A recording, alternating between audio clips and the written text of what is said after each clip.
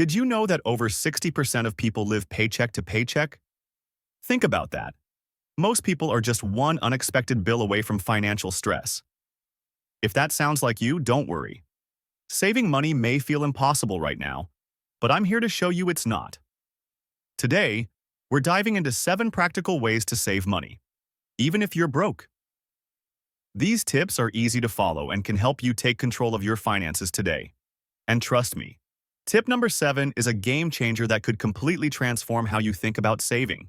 Welcome to Cash Catalyst.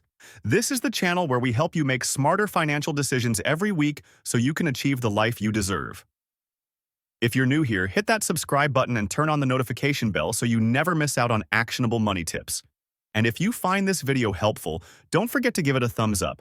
It really helps support the channel. Now, let's get into it. Today's video is all about helping you save money, no matter your income or circumstances.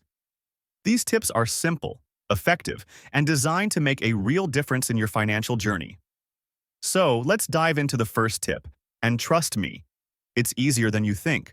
Tip number 1, cancel unnecessary subscriptions. I know this sounds basic, but you'd be surprised how many people are paying for services they never use. Think about it. How many of these sound familiar? Netflix, Hulu, Amazon Prime, gym memberships, or even those random $5 app subscriptions? These small charges can really add up.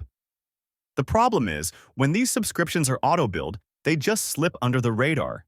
You're paying for convenience without even realizing it. And that's money you could be saving. Here's the good news. There are tools to help you figure out what you're paying for. Apps like Truebill or Rocket Money can scan your bank statements, show you every recurring charge, and even help you cancel subscriptions directly. Let me put it into perspective. Canceling just one $15 subscription saves you $180 a year. Now imagine if you cancel 2 or 3. Suddenly you're looking at $500 or more in savings without changing your lifestyle. I recently helped a friend go through their subscriptions, and they realized they were still paying for a gym membership they hadn't used in 6 months. That's $120 wasted on something they didn't even notice. So take a few minutes today, go through your bank statements, and cut out anything you're not actively using.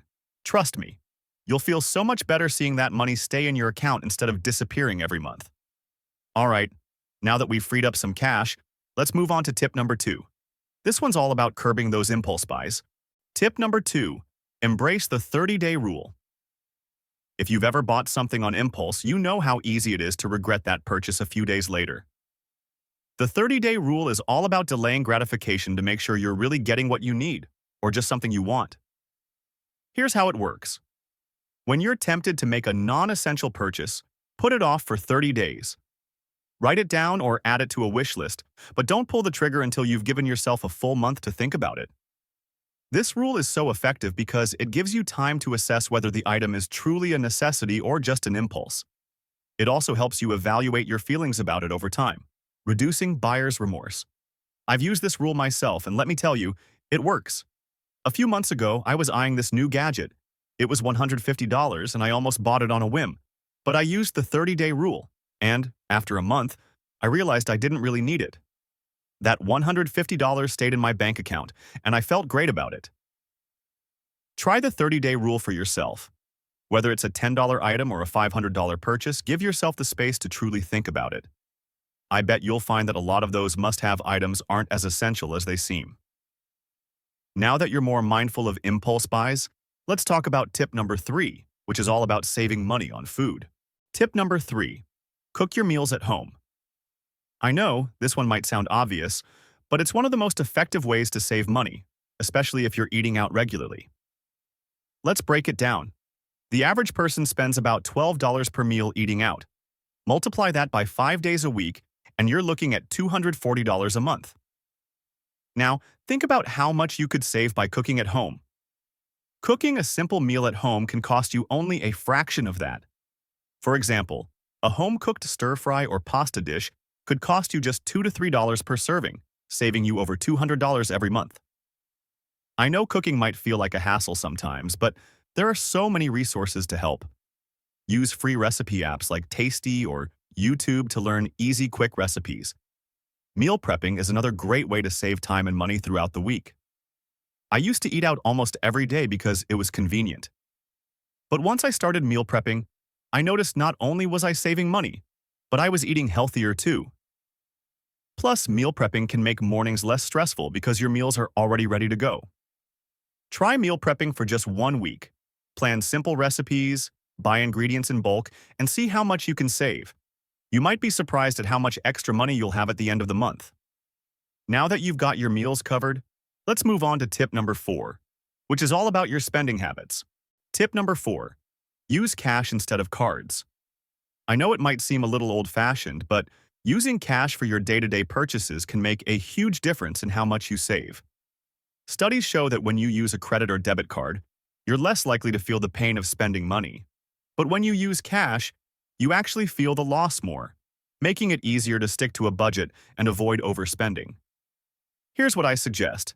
Take a certain amount of cash each week, let's say $50 or $100, and only use that for discretionary spending, like coffee, snacks, or even groceries. Once that cash is gone, you're done for the week. I did this myself when I was trying to cut back on my coffee shop habit. I'd set aside $30 for the week, and once it was gone, I couldn't buy any more lattes.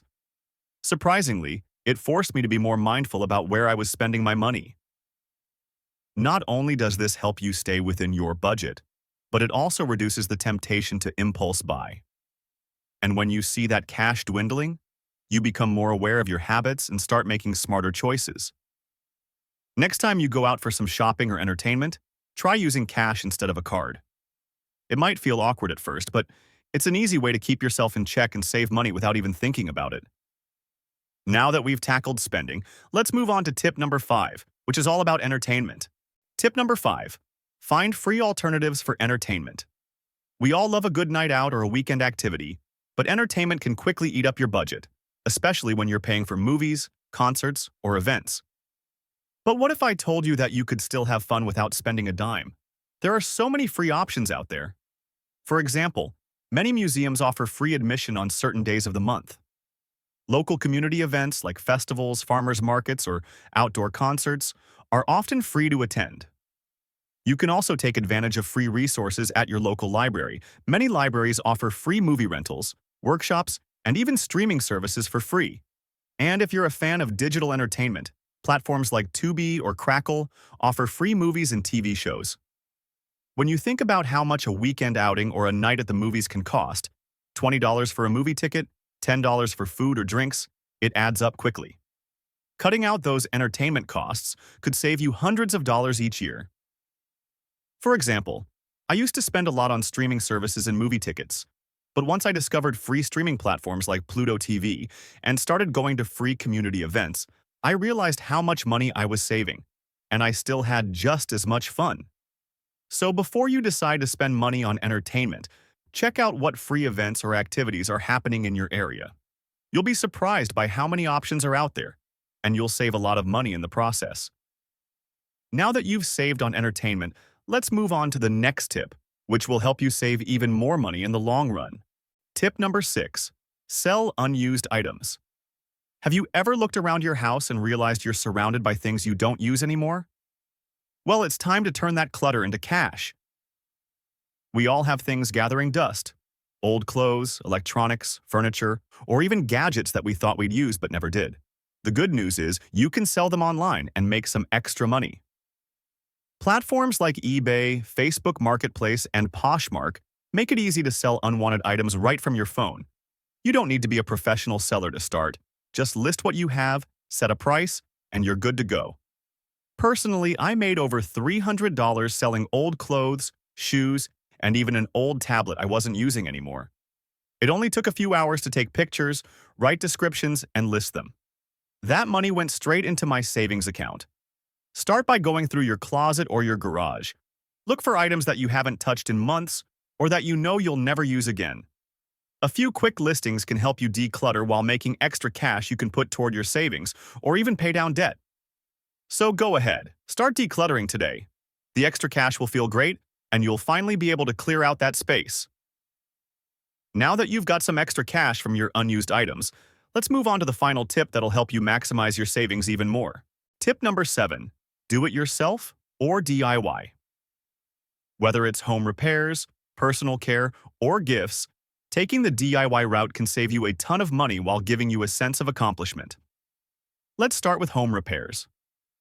Hiring a professional plumber, electrician, or handyman can cost you hundreds, sometimes even thousands of dollars.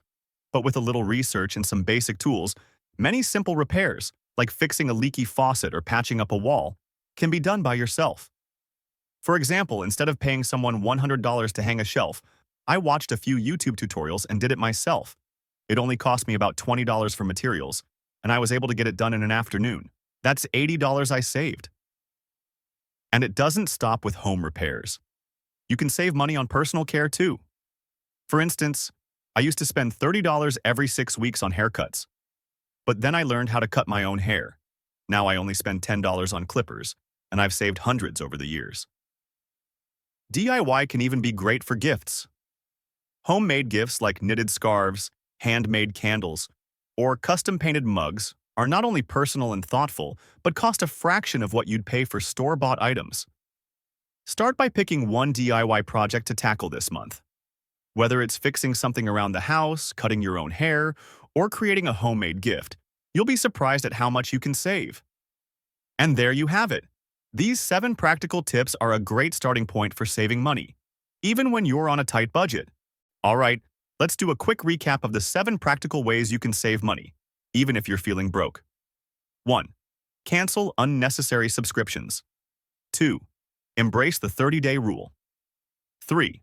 Cook your meals at home. 4. Use cash instead of cards. 5. Find free alternatives for entertainment. 6. Sell unused items. 7. Do it yourself where possible, whether it's home repairs, haircuts, or gifts. From cutting back on subscriptions to finding new ways to entertain yourself without spending a dime, these tips can make a huge difference in your financial situation. So, which one of these tips are you going to try first?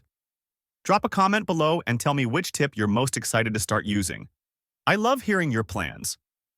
If you found this video helpful, don't forget to hit that like button, subscribe to Cash Catalyst for more money tips, and share this with a friend who could use these strategies too. The more, the merrier.